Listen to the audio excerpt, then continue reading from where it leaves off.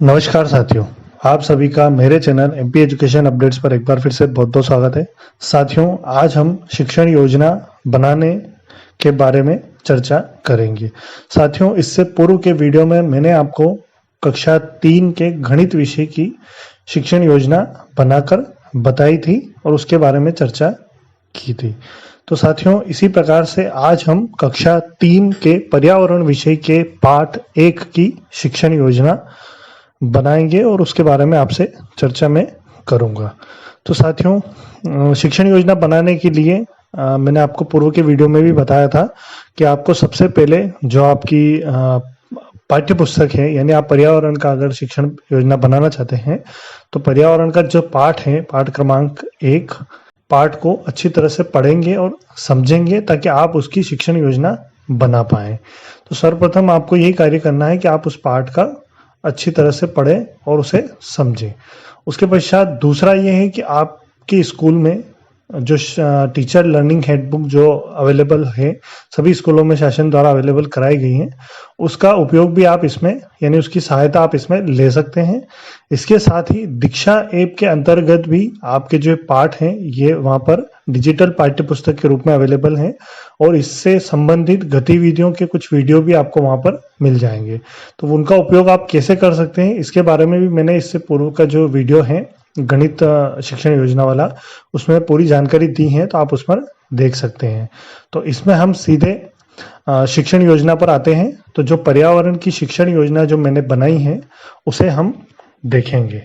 तो ये शिक्षण योजना जो है ये आपके सामने है। यहाँ पर देखिए हमने लिखा है कि शिक्षा की गुणवत्ता के सुधार के उद्देश्य से लर्निंग आउटकम आधारित टीचर हैंडबुक शिक्षण योजना। इसका है कक्षा 3 है, विषय पर्यावरण, सत्र 2020-21। ये आपको इस प्रकार से आप इसमें लिख सकते हैं। उसके पश्चात यहाँ पर आपका जो है पहला क्रमांक, दूसरा है अवधारणा क्षेत्र और फिर है पाठ का नाम यानी और क्रमांक, फिर है पेडागोजिकल प्रक्रिया, गतिविधियां एवं प्रस्तावना, सुझावात्मक शिक्षण सामग्री यानी टीएलएम, अनुमानित समय यानी कालखंड, लर्निंग इंडिकेटर यानी सीखने के संकेत, मूल्यांकन हेतु गतिविधियां एवं प्रश्न, आओ कर कर सीखें घर में एवं खेल खेल में, और लर्निंग आउटकम यानी क्या सीखा। तो ये जो हेडलाइन है या जो आपके कॉलम है या जो बिंदु शासन द्वारा दिए गए हैं, इनके अंतर्गत आप शिक्षण योजना कैसे बनाएंगे और इन बिंदुओं पर आप क्या क्या इसमें लिख सकते हैं, तो हम उस पर आज देखेंगे। तो देखिए हमने यहाँ पर जो पाठ है उसका नाम है डाल डाल पर और ताल ताल पर, डाल डाल पर ताल ताल पर। तो इसका जो फर्स्ट अपना जो है वो है अवधारणा का क्षेत्र। अवधारणा क्षेत्र का तात्पर्य ये रहता है कि जो बच्चे इस पाठ योजना से सीखेंगे या आज इस पाठ से या इस पाठ योजना से बच्चे क्या सीखेंगे वो आपको यहाँ पर लिखना रहता है। तो हमने यहाँ पर लिखा है कि सभी प्रकार के जानवरों के बारे में जानेंगे, यानी हमारा पाठ जो है वो पक्षियों, पशु पक्षियों या सभी प्रकार के जानवरों के बारे में है। तो हम यहाँ पर यही लिखेंगे कि ये सभी जानवरों के बारे में जानेंगे। फिर हमारे यहाँ पर आ रहा है अगला कि पाठ का नाम और क्रमांक, तो जो भी आपका पाठ है उसका क्रमांक और नाम आप यहाँ पर लिख लेंगे। फिर है कि पेडागोजिकल प्रक्रिया, गतिविधियां एवं प्रस्तावना।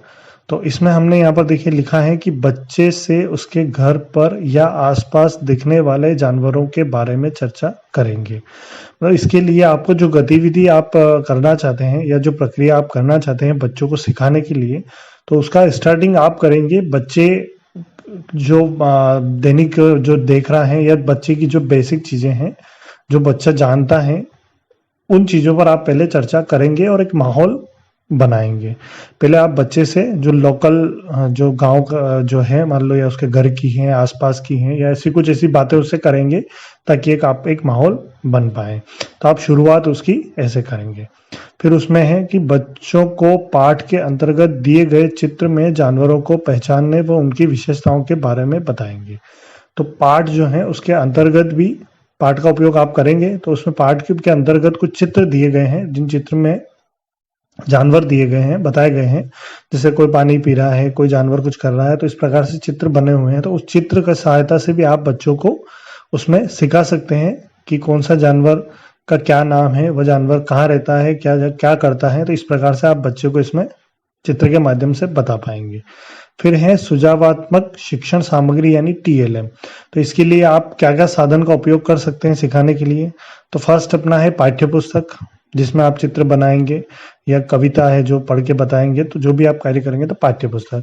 दूसरा, आप एक चार्ट का प्रयोग कर सकते हैं जिसमें अलग अलग जानवरों के चित्र बना सकते हैं, या आप वहां पर ऐसा भी लिख सकते हैं कि उड़ने वाले जानवर, पानी में रहने वाले जानवर, जमीन पर रहने वाले जानवर, या ऐसे ऐसे चार्ट बना सकते हैं आप।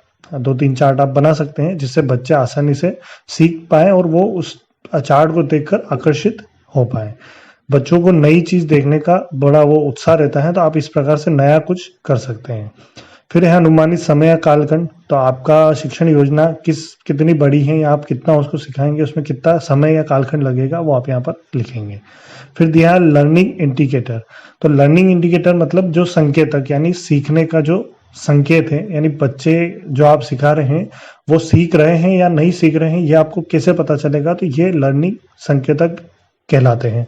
तो इसमें हमने लिखा है कि बच्चे जानवरों को पहचान कर उनके नाम बता पाएंगे, यानी जब आप उनको चित्र बताएंगे तो बच्चे उनको पहचान पाएंगे और उनके नाम बता पाएंगे। दूसरा है बच्चे जानवरों की अलग अलग आवाज निकाल पाते हैं, यानी जो वो मोहल्ले में या उनके घर पर या आसपास जो जानवरों को देखते हैं तो आप वो बच्चे उनकी आवाज निकाल पाते हैं, या आप जो बताएंगे उस हिसाब से बच्चे वो आवाज निकाल पाते हैं। तो ये उनका सीखने का संकेत होगा। फिर दिया है मूल्यांकन हेतु गतिविधियां एवं प्रश्न, यानी जो बच्चे सीखे हैं उसका मूल्यांकन कैसे करेंगे, हमें कैसे पता चलेगा कि बच्चे ये चीज सीखे हैं या नहीं सीखे हैं, तो उसका मूल्यांकन हमें करना है। तो मूल्यांकन के तौर पर यहाँ पर हमने कुछ प्रश्न तैयार किए हैं। तो यहाँ पर दिया है कि उड़ने वाले जानवरों के नाम बताना, यानी उड़ने वाले जानवरों के नाम आप बच्चों से पूछ सकते हैं। दूसरा है कि पानी में रहने वाले जानवरों के नाम बताना। फिर है अलग अलग जानवरों की आवाज निकाल कर बताना, मतलब आप बच्चों से कह सकते हैं कि आप जानवरों के नाम लिख के बताएं, उड़ने वाले, पानी में रहने वाले जानवरों के नाम लिख के बताएं, या आप किसी को भी खड़ा करें बच्चों को और उससे पूछ सकते हैं कि भाई ये जानवर किस हिसाब से आवाज निकालता है। तो इस प्रकार से आप मूल्यांकन कर सकते हैं। फिर है कि आओ कर कर सीखें घर में एवं खेल खेल में। तो यहाँ पर पहला पॉइंट है, चित्र में या अपने आसपास देखे गए जानवरों की तरह बच्चे अभिनय या एक्टिंग करेंगे एवं जानवरों की आवाज निकालेंगे। तो इसमें आप जितने भी आपके पास बच्चे हैं, 10-12 बच्चे जो भी हैं, तो आप उनको अलग अलग जानवर के रूप में अभिनय करने को कह सकते हैं। कोई घोड़ा, कोई हाथी, ऐसे अलग अलग जानवर बन के वो उनकी तरह अभिनय करेंगे या उनकी आवाज निकालेंगे। तो इस प्रकार से वो खेल खेल में जानवरों की जो हरकतें हैं या उनकी आवाज है वो सीख पाएंगे।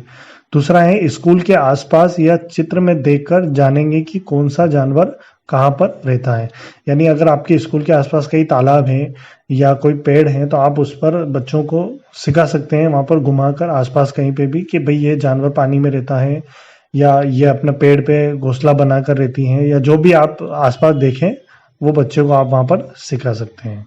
तो इसके बाद आता है लास्ट लर्निंग आउटकम, यानी आपने जो प्लान बनाया है, लेसन प्लान या जो आपकी शिक्षण योजना, तो वो उससे बच्चा क्या सीखा है, या जो आज आपने पाठ पढ़ा है इस पाठ से बच्चा क्या सीखा है वो आपको यहाँ पर लिखना रहता है।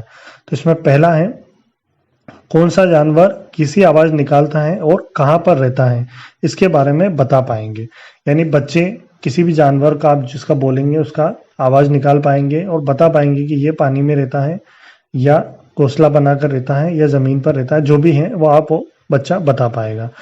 दूसरा है कि उड़ने वाले जानवरों, उड़ने वाले, जमीन पर चलने वाले, पानी में रहने वाले आदि जानवरों के नाम बता पाएंगे, यानी आप बच्चों से जो भी आप जानवर आप सिखाएंगे उस प्रकार से आप उनसे पूछ सकते हैं, तो वो इन जानवरों के नाम आसानी से बता पाएंगे, वो इतना इसमें से सीख चुके हैं।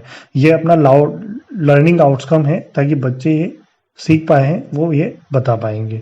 तो इस प्रकार से आपको शिक्षण योजना तैयार करना है।